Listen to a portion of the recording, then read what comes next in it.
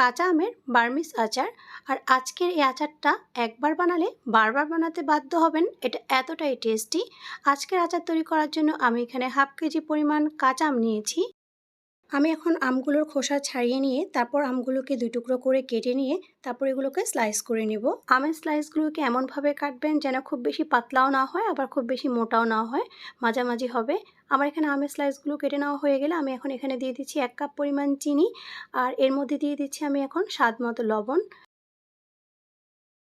এখন চিনি ও লবণটাকে আমের সাথে ভালো করে মেখে নিব। আপনারা এখানে আপনাদের টেস্ট অনুযায়ী চিনির পরিমাণটা দিতে পারবেন, তবে হাফ কেজি আমের জন্য 1 কাপ চিনি যথেষ্ট। চিনিটা আমের সাথে ভালো করে মিশিয়ে নেওয়ার পর আমি এখন 30 মিনিটের জন্য এটাকে ঢেকে রাখছি। 30 মিনিট পর ঢাকনাটিকে সরিয়ে নেওয়ার পর দেখতে পাবেন যে আম ও চিনি থেকে অনেকটা পানি বের হয়ে এসেছে।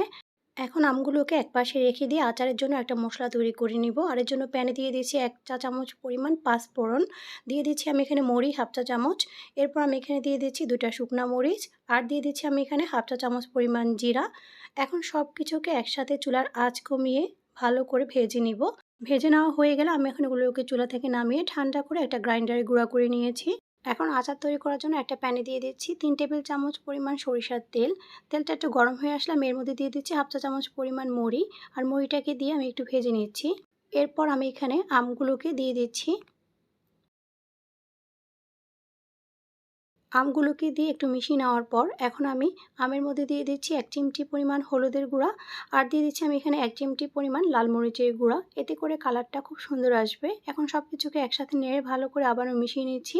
আর এই পর্যায়ে চুলার আঁচটা কিন্তু মিডিয়ামে থাকবে। কাঁচা আম ফুরিয়ে যাওয়ার আগেই একবার হলো এই বার্মিজ আচারটা ট্রাই করে দেখবেন। একবার খেলেই বারবার খেতে ইচ্ছা করবে। আচারটাকে খুব বেশি নাড়াচাড়া করতে যাবেন না, মাঝে মাঝে শুধু একটু নেড়ে চেড়ে দিবেন। এই পর্যায়ে আমি এখানে তৈরি করে রাখা গুঁড়া মশলাটাকে দিয়ে দিচ্ছি। এই আচারটা বানালে একটু বেশি করে বানিয়ে রাখবেন, তা না হলে দেখা যাবে আপনি বানাবেন আর সাথে সাথে কিন্তু বয়ামে ওঠানোর আগেই প্লেট খালি হয়ে যাবে। আমার বাসায় তো এটা নিয়ে কাড়াকাড়ি শুরু হয়ে গিয়েছিল, কার থেকে কে বেশি খাবে। এটা এতটাই পছন্দ হয়েছিল সবার।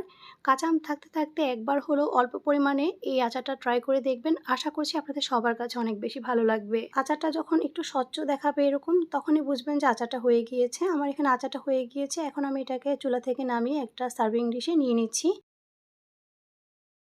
কক্সবাজারের এই বার্মিজ আচারটা আপনি যদি একবার বাসায় বানান তাহলে সবাই বারবার রিকোয়েস্ট করবে আপনাকে এই আচারটা তৈরি করে দেওয়ার জন্য। এটা এতটাই মজার। আজকের এই সহজ বার্মিজ আচারের রেসিপিটি যদি আপনাদের কাছে ভালো লেগে থাকে তাহলে অবশ্যই আপনাদের ফ্রেন্ডস ও ফ্যামিলির সাথে শেয়ার করবেন। আজকে তাহলে এই পর্যন্তই। সবাই ভালো থাকবেন, সুস্থ থাকবেন। আল্লাহ হাফেজ।